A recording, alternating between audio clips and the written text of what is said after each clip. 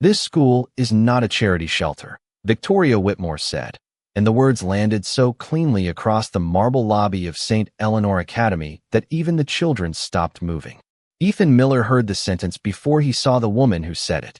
He had just stepped through the front doors with his 8-year-old daughter, Lily, one hand holding her small wooden lunchbox, the other gently resting between her shoulder blades as if the whole wide world might lean too hard against her.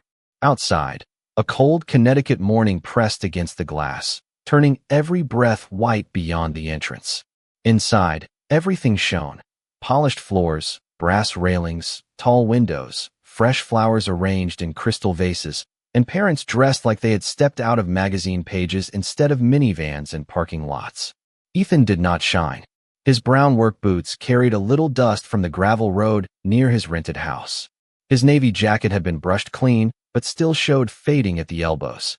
His hands were scrubbed, though the faint lines of sawdust and wood stain lived deep in the cracks of his fingers, the kind of marks no sink could fully erase. Beside him, Lily stood in a pale blue dress he had hemmed himself at the kitchen table the night before, using a sewing kit with 3 missing buttons and a lamp that flickered whenever the heater kicked on. The dress had belonged to her mother once. Ethan had spent 2 hours smoothing the fabric, fixing the loose seam, and tying a white ribbon around the waist so Lily would feel beautiful walking into a place that seemed built to remind people what they lacked. Victoria Whitmore stood near the admissions table with a cream-colored coat folded over one arm and a phone in the other. She was 34, elegant, sharp, and practiced in the art of looking kind only when kindness had an audience. Her son, Noah, stood beside her in a blazer with gold buttons, staring at the floor like he had learned early that silence was safer than honesty. Victoria's eyes moved from Ethan's boots to Lily's dress, then to the old pickup visible through the window in the visitor lot. Her mouth curved, not enough to be called cruel by anyone, brave enough to confront her, but enough for everyone to understand what she meant. "I'm only saying what other parents are thinking," she added softly, though not softly enough. "This academy has standards." A few parents looked away. One man pretended to check his watch.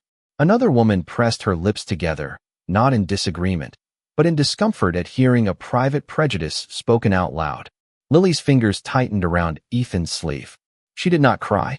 She had inherited her father's quiet, that sacred little room inside the heart where dignity sits when pride wants to shout. Ethan felt the tremble in her hand, and something in him ached more deeply than anger ever could. He lowered himself to one knee in front of her, right there on the polished floor, while the lobby watched. He straightened the ribbon in her hair. He smoothed the shoulder of her dress. Then he tied the lace on her left shoe, even though it was already tied, because sometimes a father gives his child something to look at besides the people hurting her. "Daddy," Lily whispered, barely moving her lips. "Do we not belong here?" Ethan looked up at her, and his eyes were calm, tired, and full of a love that had learned how to survive hospital bills, empty cupboards, late shifts, and lonely mornings. "Listen to me, sweetheart," he said. "We don't need to look rich to walk with dignity." Lily swallowed and nodded. "But what if they laugh? Then we keep walking. What if they don't want me?" Ethan smiled gently, though his throat had tightened. "Then they will have missed the blessing." The lobby grew quieter, not because anyone had been corrected, but because truth has a way of entering a room without asking permission. Victoria heard him, and for half a second, something moved behind her eyes. Not guilt. Not yet. More like irritation that his calm had stolen the power from her insult. She lifted her chin and gave a small laugh, polished and cold. "That is a lovely sentiment, Mr." She glanced at the clipboard. "Miller. But sentiment does not prepare children for leadership." Ethan rose slowly, keeping one hand on Lily's shoulder. He did not answer right away. He looked at Victoria, not with hate, not even with judgment, but with the steady sadness of a man who had seen people mistake money for worth too many times. "No, ma'am," he said, "but character does." The admissions assistant, a young woman named Claire, cleared her throat and stepped forward quickly, trying to rescue the morning from becoming a memory everyone would regret. "Mr. Miller, Lily, we're ready for the scholarship presentation in the East Hall." Lily looked up at her father. He gave her the smallest nod. Together they began walking past the parents, past the flowers, past Victoria Whitmore and her perfect coat and her perfect posture. Noah watched them go. He noticed the way Ethan slowed his steps so Lily would not have to hurry. He noticed how Lily's shoulders lifted just a little when her father walked beside her. And he noticed something else, something he could not name yet. His own mother had given him everything except that kind of peace. Victoria turned back toward the admissions table, already preparing to forget the poor man in the faded jacket. To her, Ethan Miller was a misplaced applicant, a soft-hearted father confusing love with opportunity. She did not know he had worked 3 jobs to bring Lily there. She did not know the blue dress had been sewn from grief and hope.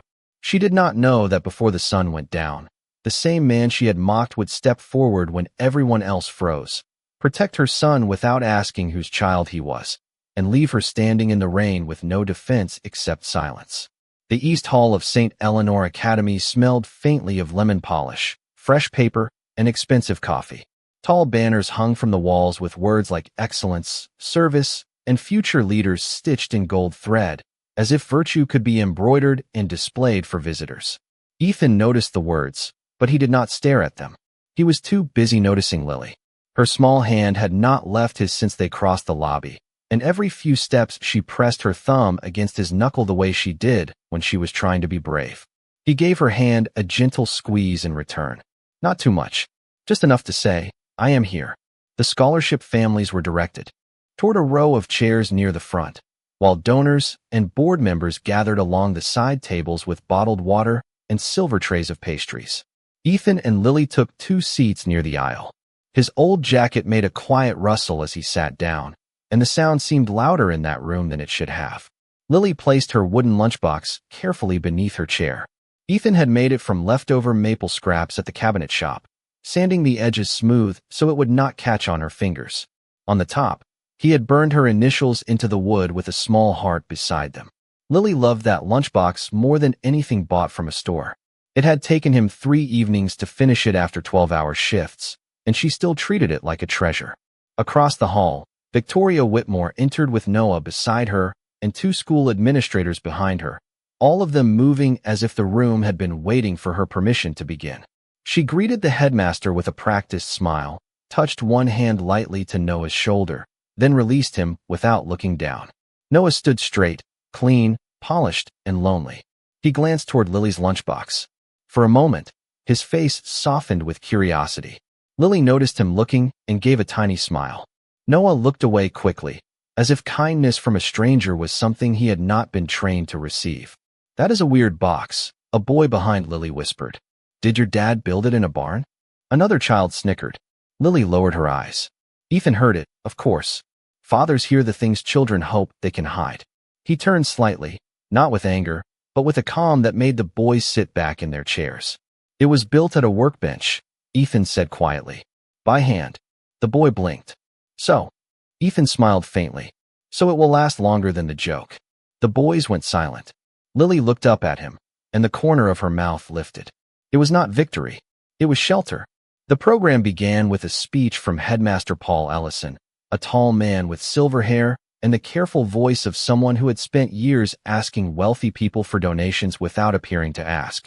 He spoke about opportunity, tradition, and the importance of shaping young minds. Ethan listened politely, though half the words drifted past him. His mind moved back to the small house behind the old woodworking shop, where the kitchen floor dipped near the stove and the winter wind sometimes slipped beneath the back door. He thought of Lily standing on a chair while he measured the hem of her blue dress, both of them laughing when the thread tangled. He thought of the photograph of Emily Miller, Lily's mother, tucked into the corner of the mirror. Emily had worn that same dress to a spring concert years before Ethan ever knew what grief could do to a room.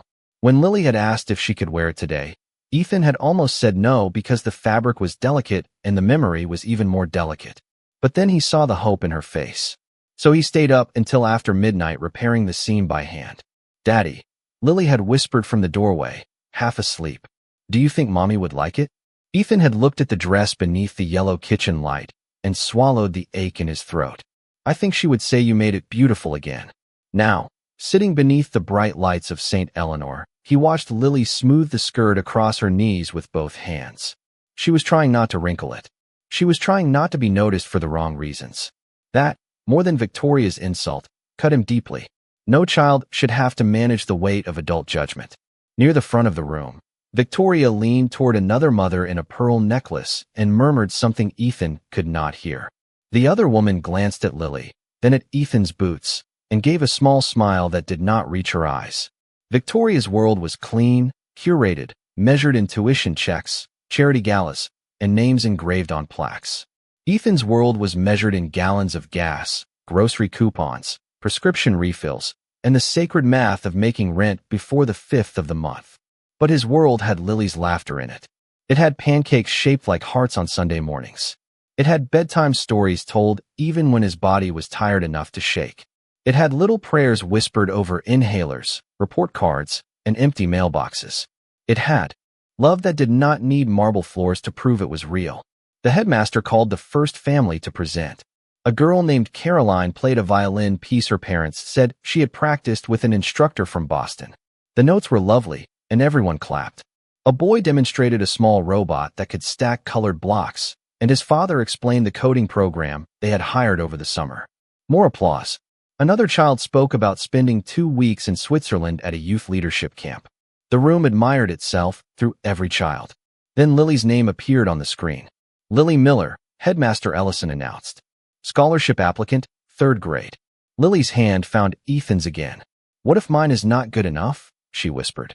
Good enough for what? Ethan asked. For them. He looked toward the stage, then back at his daughter.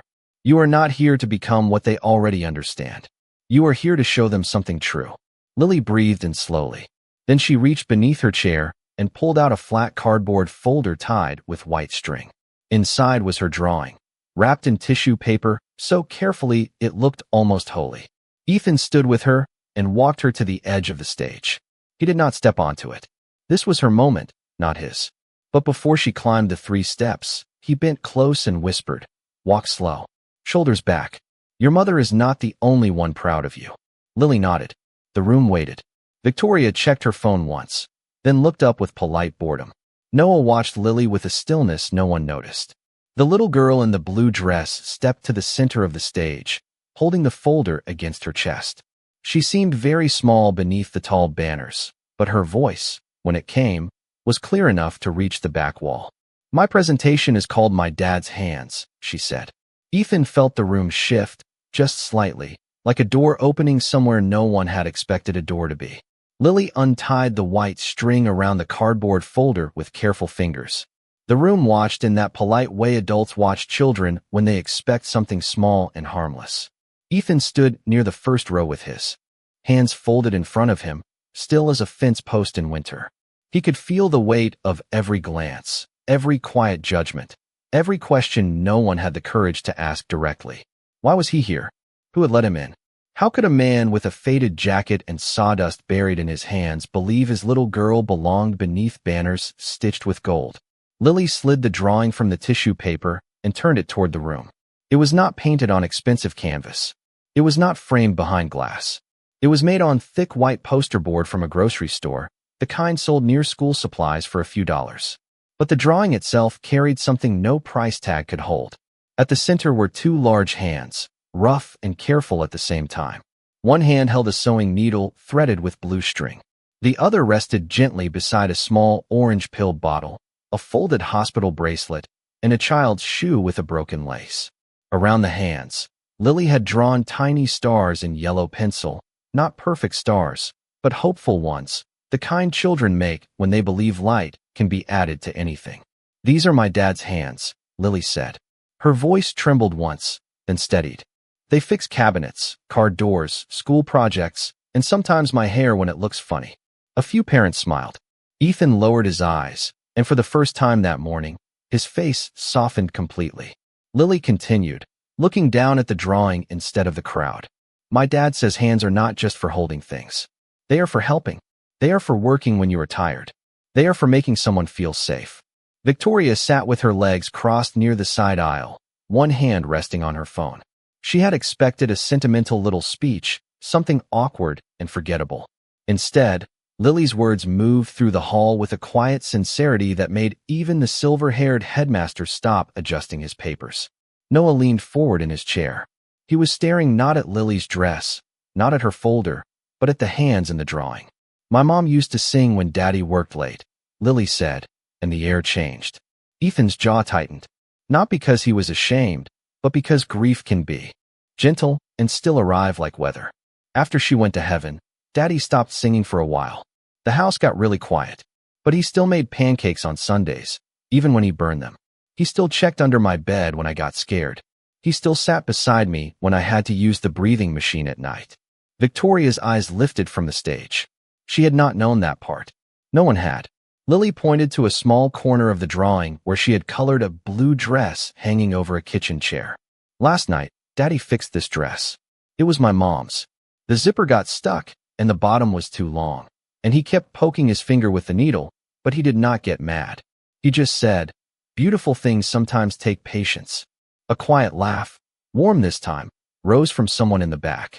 Ethan looked at Lily like she had just given him a crown he did not know how to wear. Then a woman in the second row, the one with the pearl necklace who had smiled at Victoria earlier, tilted her head and whispered just loudly enough to be heard, "Is this art or a charity application?" The room stiffened. Lily's hands froze around the poster board. The warmth disappeared as quickly as it had come. The little girl's eyes moved to Ethan, searching for him the way children search for shore when the water rises. Ethan took one step forward, but he did not climb onto the stage. He would not take the moment from her, not even to defend her. Before he could speak, Victoria exhaled through her nose, wearing that polished expression people use when cruelty wants to pass as honesty. "At St. Eleanor," she said, "we prepare leaders, not sob stories." The words were softer than a shout, but sharper than a shout needed to be. Lily's face went pale. Noah turned toward his mother, startled. Headmaster Ellison opened his mouth, then closed it, trapped between gratitude for Victoria's donations and discomfort with her coldness.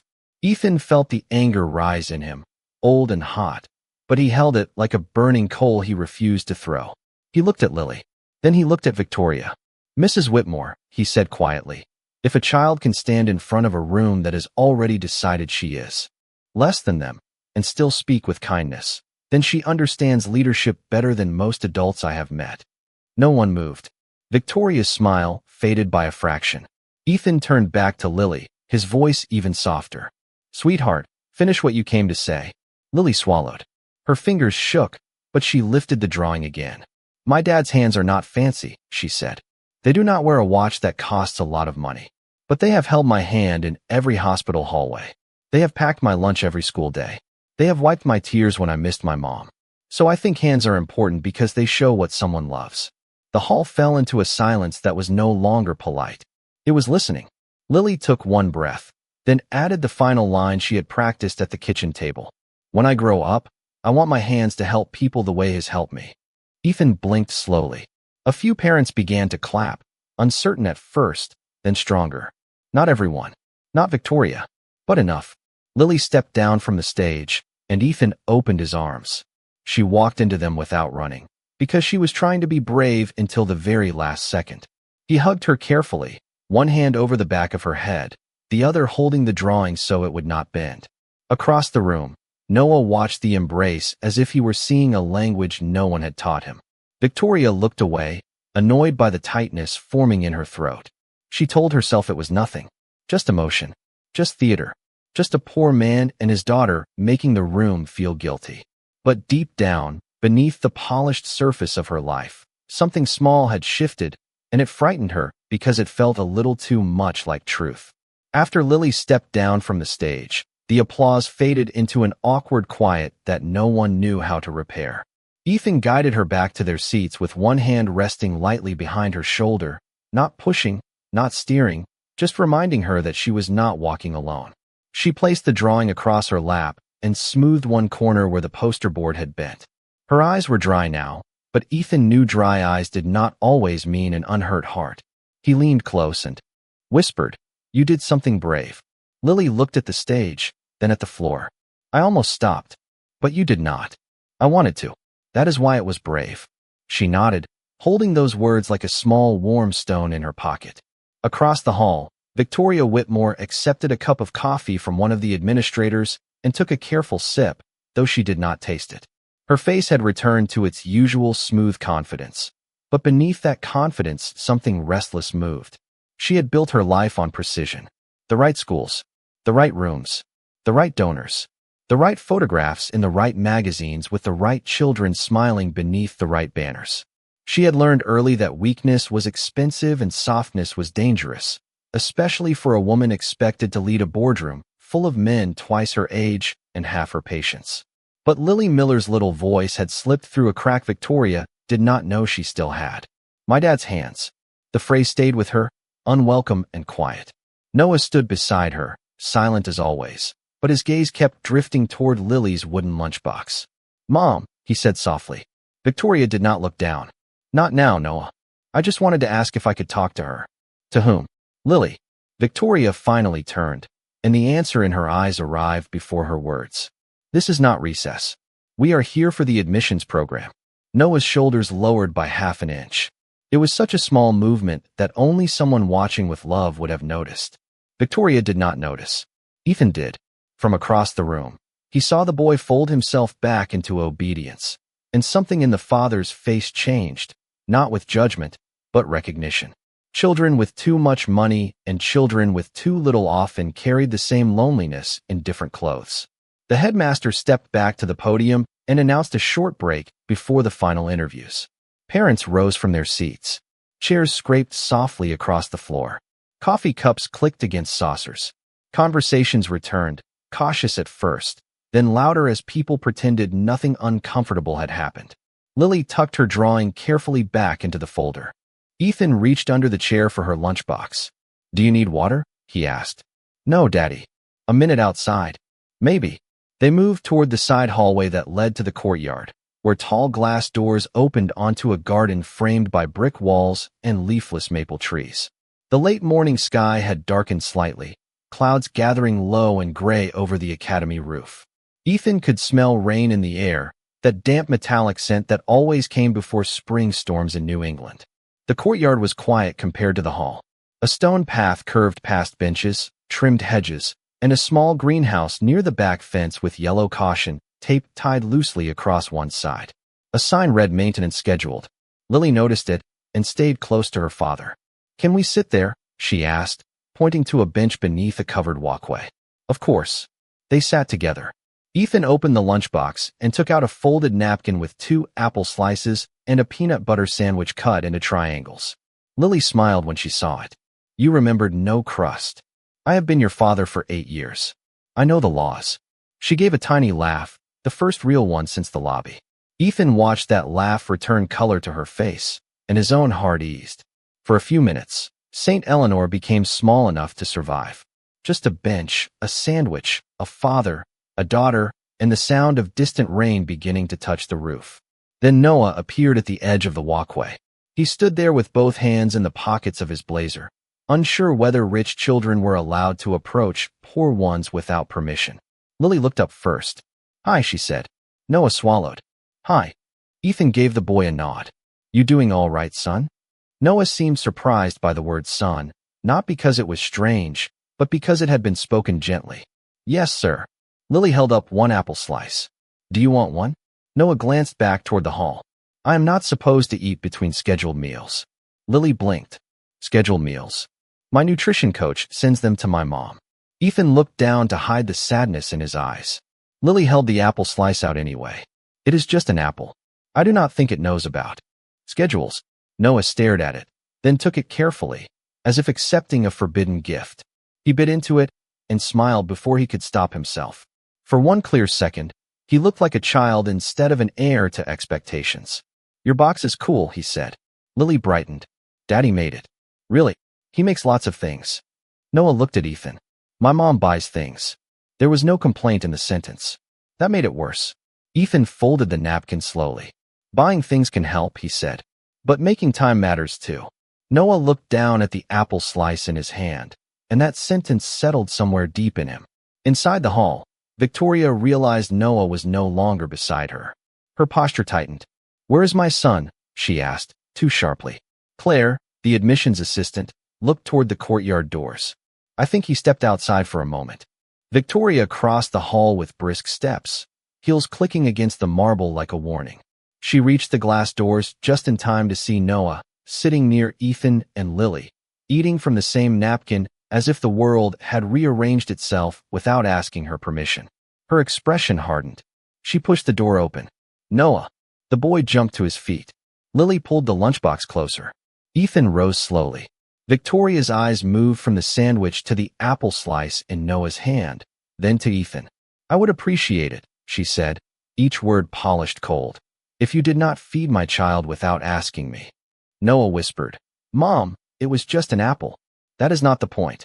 Ethan kept his voice low. You are right. I should have asked.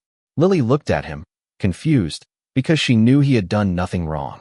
But Ethan was teaching her something even now. Apologizing for peace was not the same as admitting shame. Victoria took Noah by the shoulder, not roughly, but firmly enough to remind him where he belonged. We are going inside. Noah looked back at Lily. Thank you, he said. Lily gave him a small wave. Victoria led him away, her coat swinging behind her.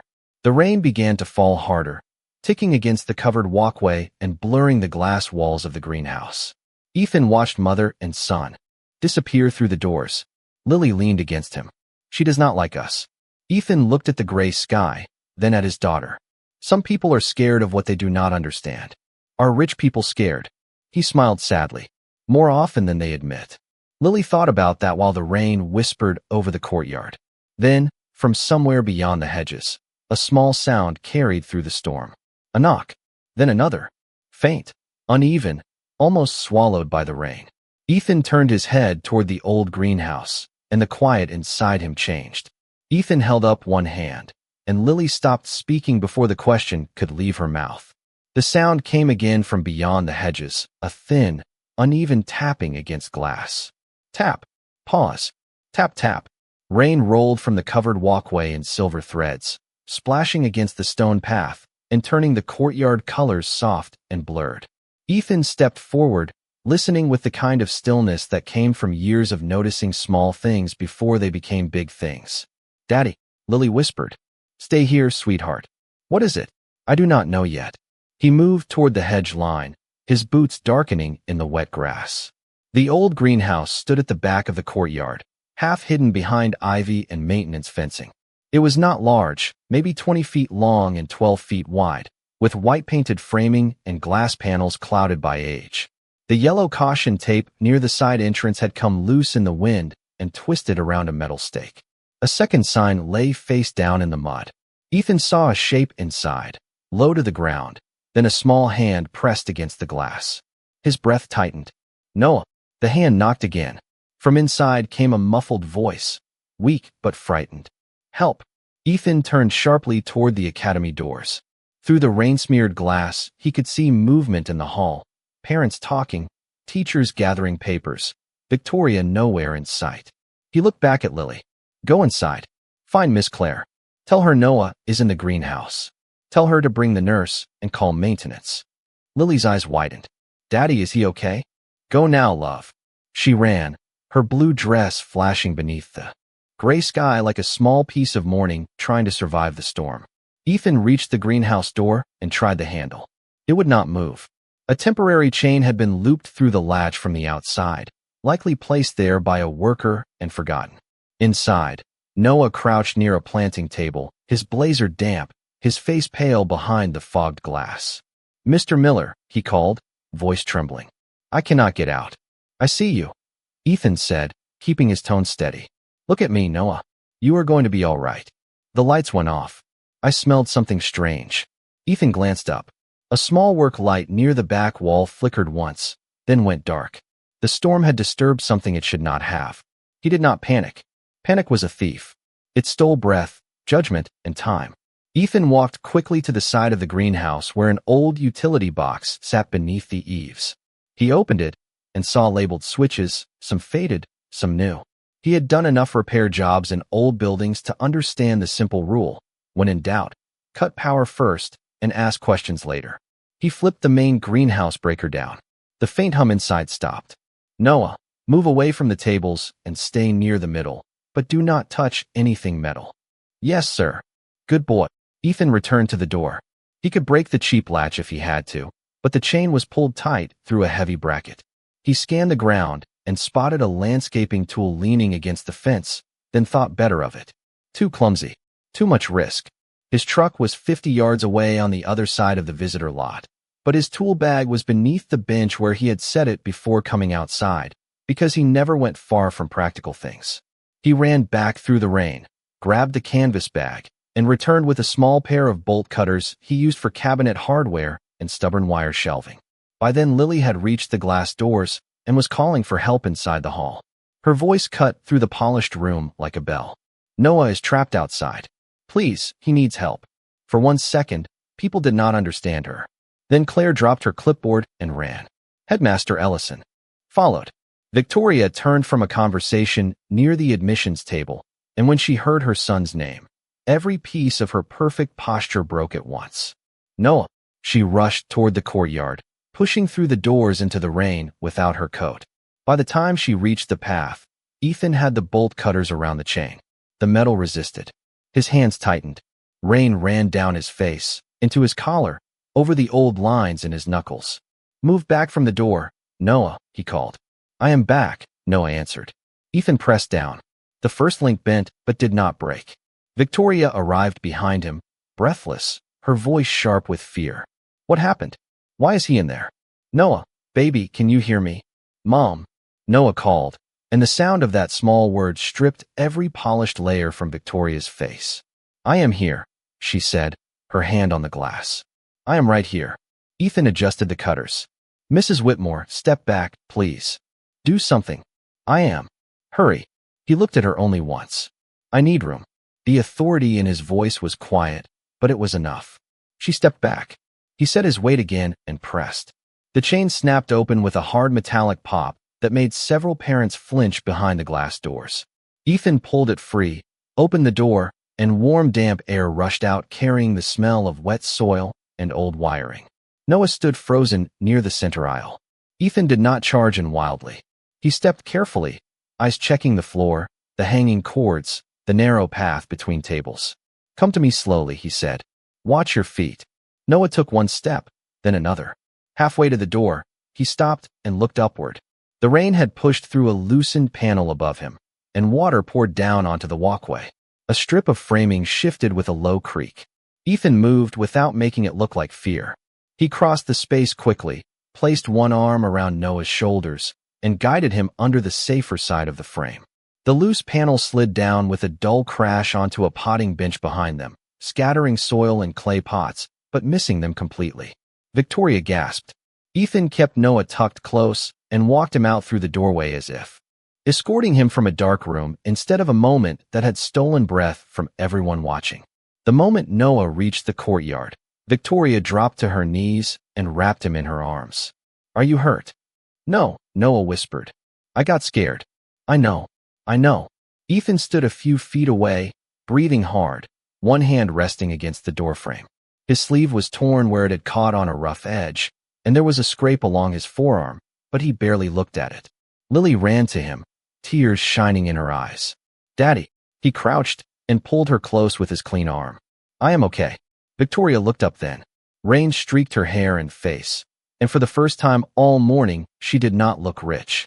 She looked like a mother who had almost lost the only thing her money could never replace. Her voice came out smaller than before. Why would you do that after what I said to you? Ethan glanced at Noah, who was still trembling in her arms, then back at her. His answer was soft enough that only those nearest could hear it. Because your boy did not say it. The rain kept falling. No one clapped. No one whispered. The courtyard simply went still, and in that stillness Victoria Whitmore had no sharp reply, no elegant defense, no polished sentence to save her from the truth standing in front of her.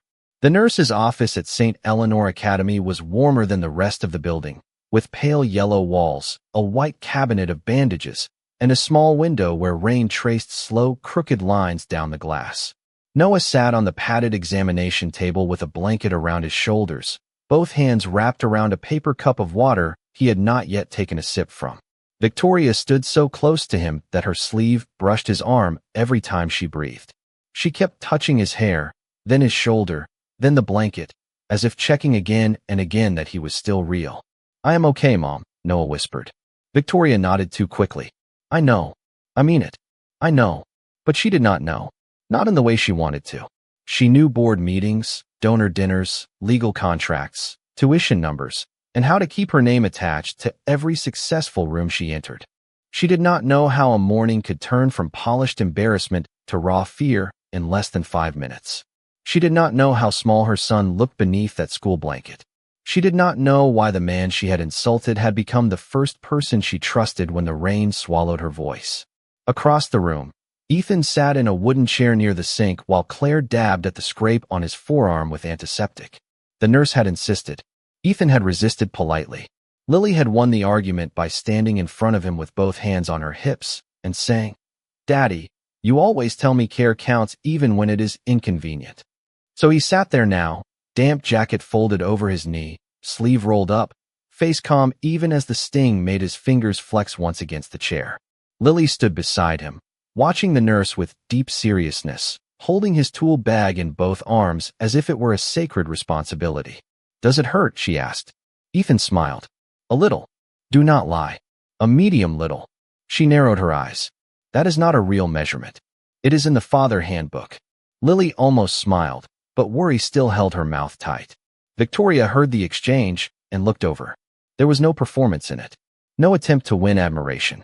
Ethan was not telling everyone how brave he had been. He was not looking around to see who noticed. He was simply letting his daughter care for him. That was what unsettled Victoria most. His love did not ask the room for permission. The nurse wrapped a clean bandage around his forearm and told him he should have a doctor look at it if the swelling worsened. Ethan thanked her with the same respect he had given the admissions assistant, the headmaster, and even Victoria when she had not deserved it. Then he turned to Lily. "You did exactly what I asked. You found help fast." Lily looked down. "I should have stayed with Noah." "No," Ethan said gently. "You did the right thing." Noah lifted his head. His voice came out small. "She did stay." Everyone turned toward him. Victoria blinked. "What do you mean?" Noah looked at Lily, then at his mother. "Before Mr. Miller came, I went outside because I was mad." "Mad about what?" Victoria asked. Noah hesitated. The room became very quiet. He stared into the cup of water. "Because I wanted to talk to Lily, and you pulled me away." Victoria's lips parted, but no words came. Noah continued, not accusing her, which somehow hurt worse. "I saw the greenhouse. The tape was loose. I thought I could just sit there for a minute where nobody would tell me what to do. Then the door got stuck." He swallowed. "I knocked, but the rain was loud. Lily heard me first." Victoria slowly turned to Lily. The little girl held the tool bag tighter. "I only heard something," Lily said softly. "I thought maybe it was a branch." Noah shook his head. "She came to the glass. She told me not to be scared. Then she gave me her jacket through the broken side vent because I was cold." Victoria looked at Noah's lap for the first time and saw it there, a small faded denim jacket, damp at the edges, with a pink flower patch sewn near the pocket. Lily's jacket. Not new, not expensive, but offered freely through a gap in an old greenhouse wall to a boy whose mother had just humiliated her father. Victoria reached for the jacket with trembling fingers. "This is yours." Lily nodded. He looked cold. The nurse, Claire, and Headmaster Ellison stood still.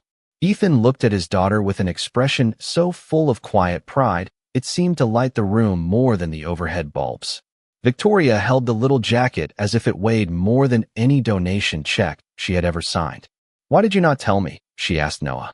"I tried," he said. "You were busy asking if I was hurt." There was no anger in his voice, only truth. Victoria sat slowly in the chair beside him, the jacket resting across her knees. She remembered Lily on the stage holding a drawing of her father's hands. She remembered her own words, sharp and public. "We prepare leaders, not sob stories." Now the child she had dismissed had been the first to comfort her son in the rain. Victoria looked at Lily. For the first time, she did not see a scholarship applicant, a poor child, or a symbol of discomfort in an elite room. She saw a little girl who had been taught to help before being praised, to give before being safe from judgment, to care even when caring could be ignored. "Lily," Victoria said, and her voice did not sound polished anymore. "Thank you for helping Noah." Lily glanced at Ethan first, not for permission to be kind, but because he was her anchor. Then she nodded. "You are welcome." Noah slid off the examination table, still wrapped in the blanket, and walked toward Lily. Victoria almost stopped him, then did not. I am sorry they laughed at your lunchbox, he said. I thought it was cool. Lily's face softened. It is okay. No, it is not. Ethan watched the boy say it, and a small respect entered his eyes. Sometimes children reached the truth faster than adults because they had not spent as many years decorating their pride. Noah held out the apple slice he had never finished, still wrapped in the napkin from Lily's lunch. I did not throw it away. Lily smiled. You can keep it. I think I would rather share it. The room breathed differently after that. Rain tapped against the window, softer now. Victoria looked from Noah to Lily, then to Ethan. Her throat tightened around words she was not ready to say, words like apology, shame, and forgiveness. Ethan did not demand them. That was his dignity. He simply reached for Lily's hand and squeezed it once.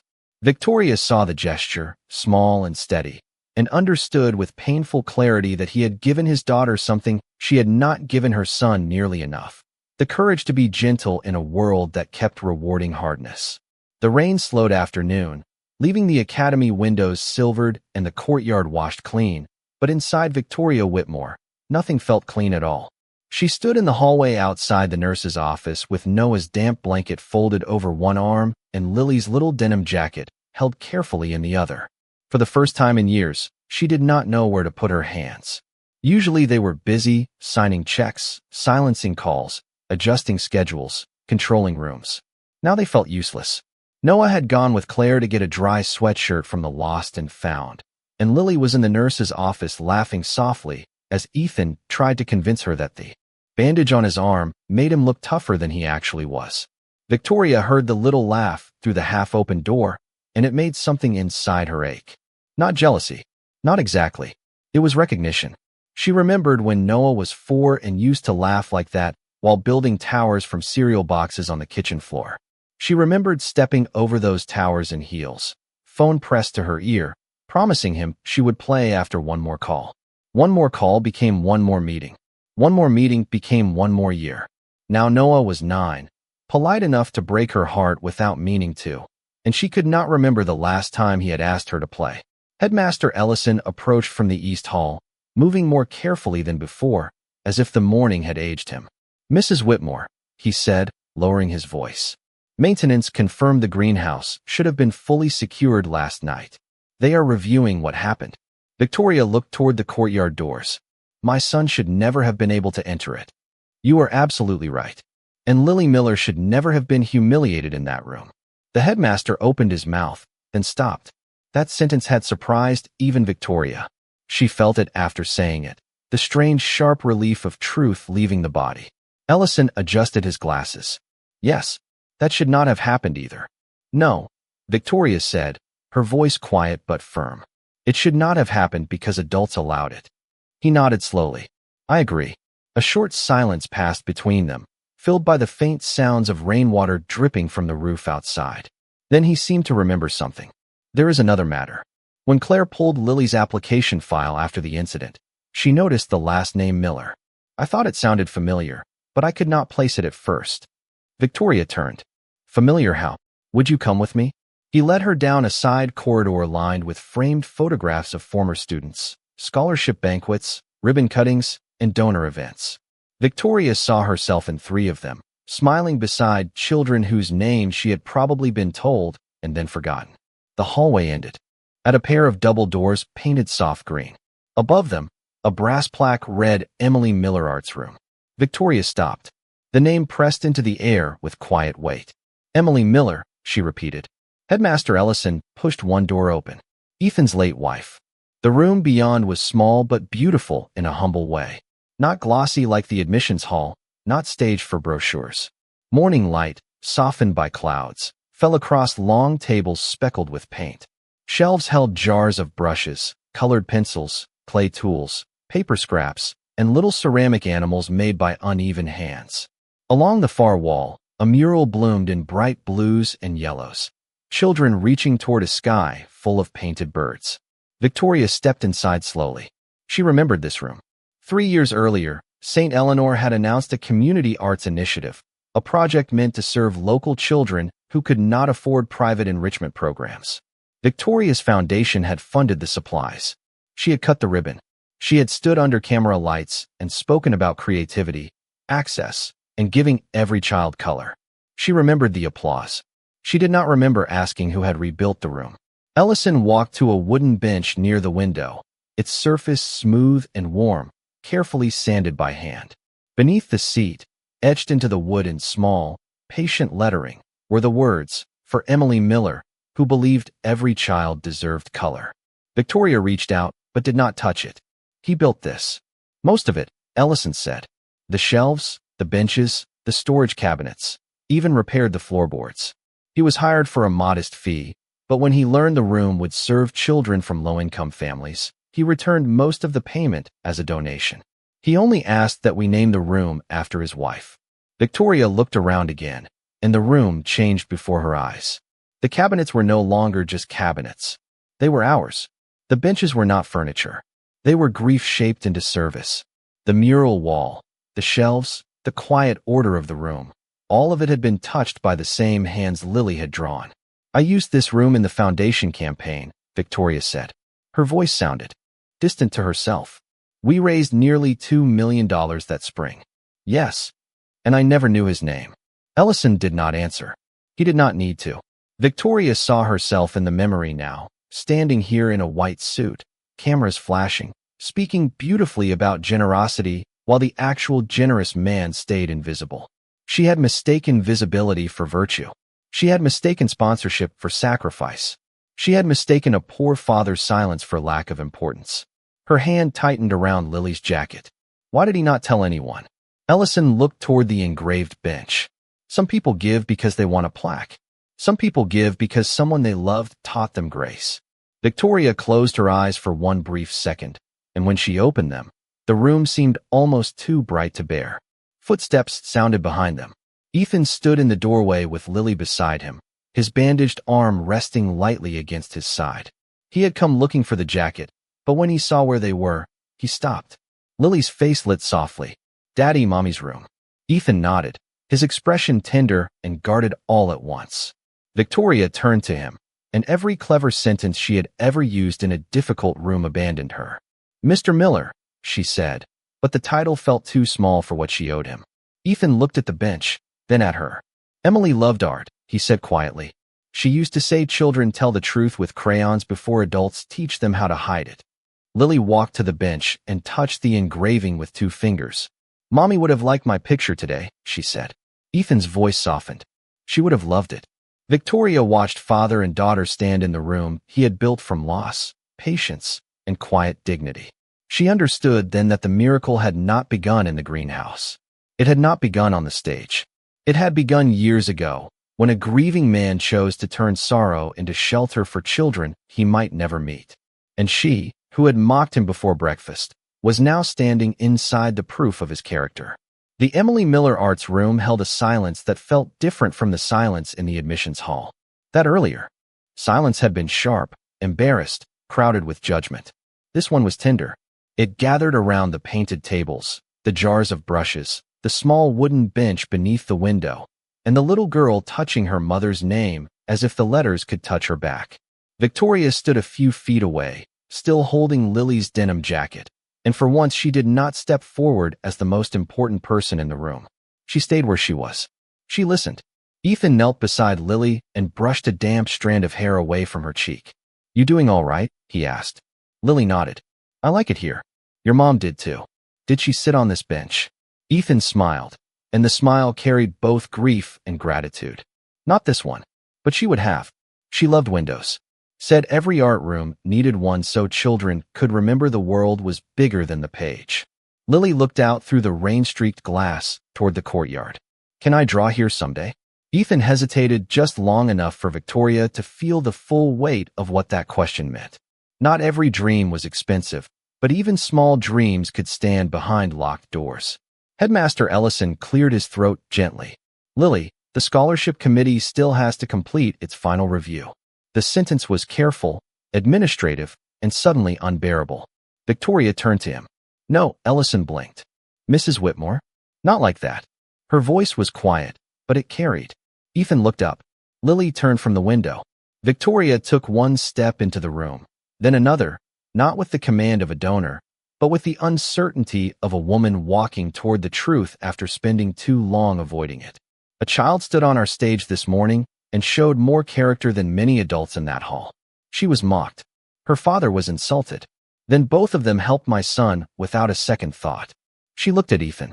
And now I learned that this room, one of the most meaningful spaces connected to my own foundation, was built by the same man I treated as if he did not belong here.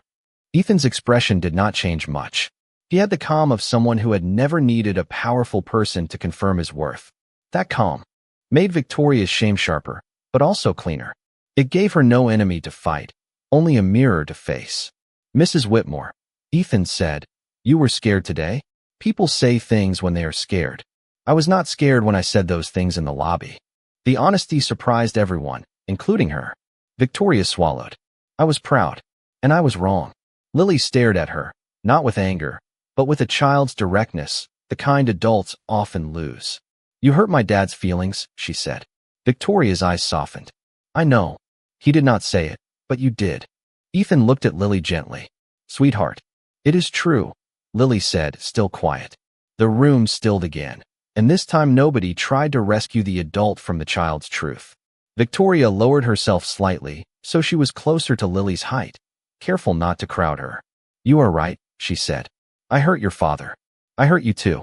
I am sorry." Lily looked at Ethan, and he gave the smallest nod, not telling her what to feel, only giving her permission to be honest. "I am still sad," Lily said. Victoria nodded. "That is fair. But thank you for saying sorry."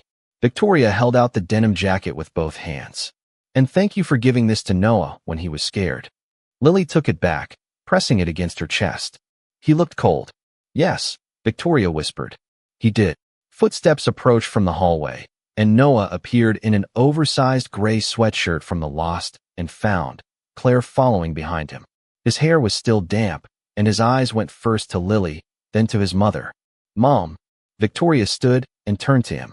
In another life, she might have smoothed his collar, told him to stand straight, reminded him they had people waiting. Instead, she opened her arms. Noah froze for half a second, not because he did not want comfort, but because he was not used to seeing it offered without a schedule. Then he walked into her embrace. Victoria held him close, not for the room, not for the headmaster, not for reputation. She held him like a mother who had just remembered that love must be felt, not merely provided. "I am sorry," she whispered against his hair. "For what?" Noah asked. "For making you feel like you had to be perfect to be safe with me." His small hands tightened around her waist. Ethan looked away, giving them privacy in the only way possible in a room full of witnesses. Grace, when it is real, does not stare. It makes space. A few minutes later, the headmaster asked everyone to return to the East Hall. The final committee session had been interrupted, but now there was more to discuss than applications and donor impressions. Word had moved through the academy quickly. By the time Ethan, Lily, Victoria, Noah, Claire, and Ellison entered the hall, the parents had gathered again, quieter than before. The woman with the pearl necklace would not meet Lily's eyes. The boys who had laughed at the lunchbox sat still with their hands in their laps.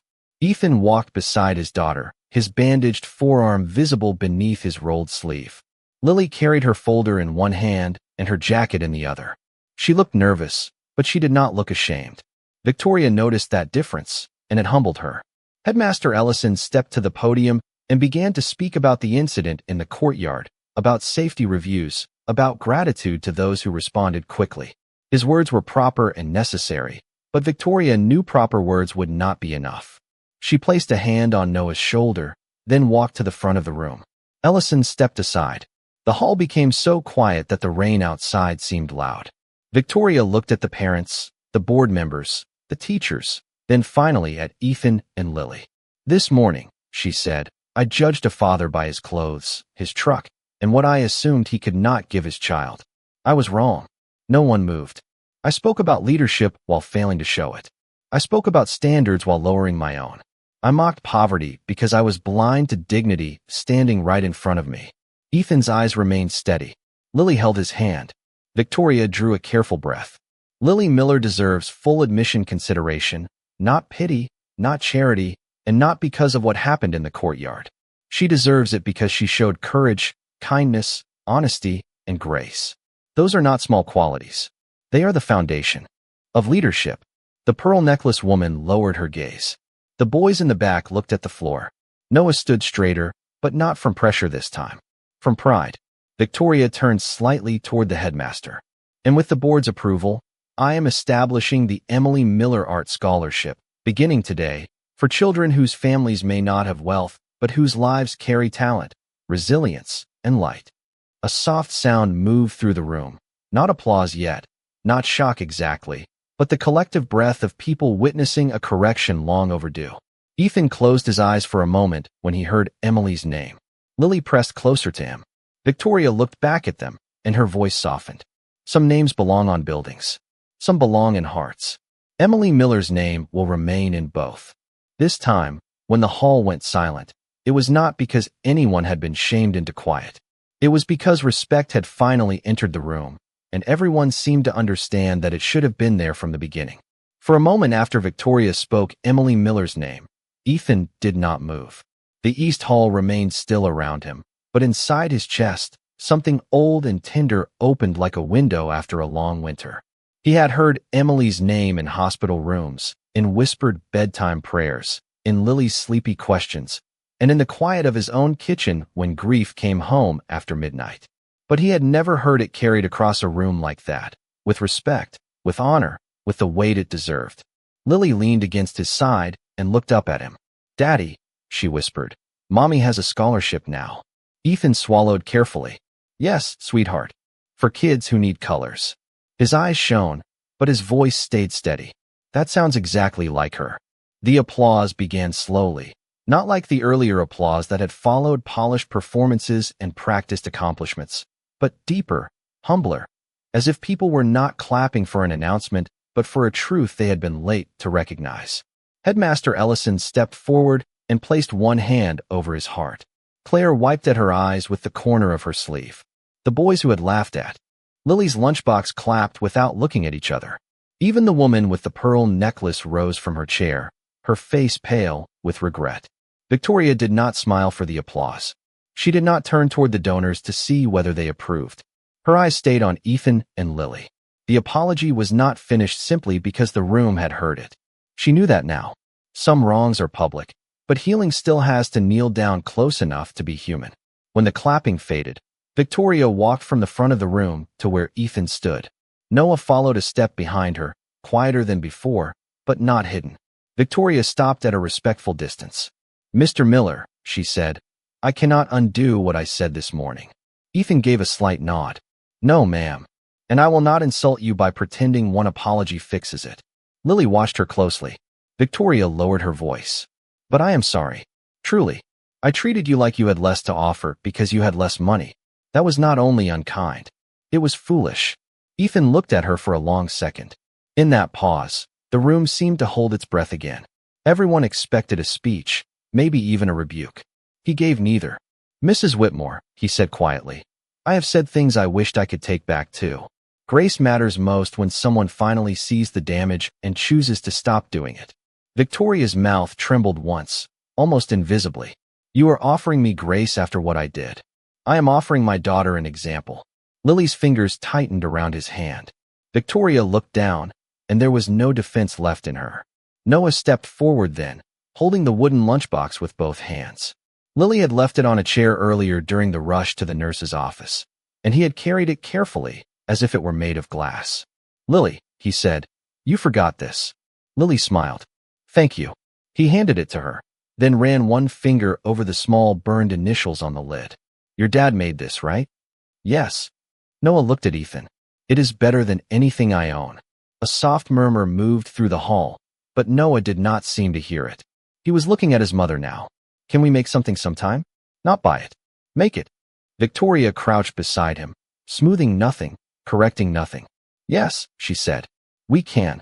Noah searched her face to see if she meant it. This time she did. The final admissions decision came less than an hour later, though everyone in the room understood that the real decision had already been made in the way Lily stood, helped, gave, and forgave. Headmaster Ellison returned with the scholarship committee and announced that Lily Miller had been accepted to St. Eleanor Academy with full tuition support, art program placement, and access to the new Emily Miller Art Scholarship as its first honorary recipient. Lily stared at him as if the words were too large to fit inside her. "Daddy," she whispered, "does that mean I can come here?" Ethan knelt in front of her, just as he had in the lobby that morning, but now the room did not look down on them. It looked toward them. "It means they finally saw you," he said. Lily threw her arms around his neck, careful of his bandaged arm, and he held her with the steady devotion that had carried them through every hard mile. Outside, the rain stopped. By late afternoon, the clouds had opened into pale gold light, spreading across the academy lawn and shining on the wet pavement in the visitor lot. Ethan and Lily walked toward the old pickup together, her blue dress fluttering slightly in the cool air, her drawing tucked safely under one arm, her wooden lunchbox swinging from the other hand. The truck still had rust near the wheel well. His boots were still worn. Nothing about their money had changed in a single day, but something about the world around them had. Victoria and Noah stood on the front steps watching them. For once, Victoria did not feel the need to hurry to the next appointment. Noah leaned against her side, and she let him. "Mom," he said softly, "is Mr. Miller poor?" Victoria looked at Ethan as he opened the truck door for Lily and tucked her dress inside so it would not catch. She saw the carefulness in the movement, the patience, the quiet strength that had been there all along. "No," she said after a moment. "Not in the way that matters most." Noah thought about that. "Can we be kind like them?" Victoria placed her hand on his shoulder, not to steer him, but to hold him. "We can try every day." Ethan looked back once before getting into the truck. Victoria raised a hand, not like a queen granting favor, but like a woman saying thank you from a place words could not fully reach. Ethan gave a small nod. No pride, no performance, no victory taken at someone else's expense. Just dignity. Lily rolled down the window halfway and called, "Bye, Noah." Noah smiled. "Bye, Lily." The pickup started with a tired rumble and pulled slowly down the long driveway beneath the maple trees. Sunlight followed it in broken pieces, flashing across the wet road like little promises. Victoria stood there until the truck disappeared beyond the gate. The academy behind her was still grand, still expensive, still full of polished floors and engraved plaques.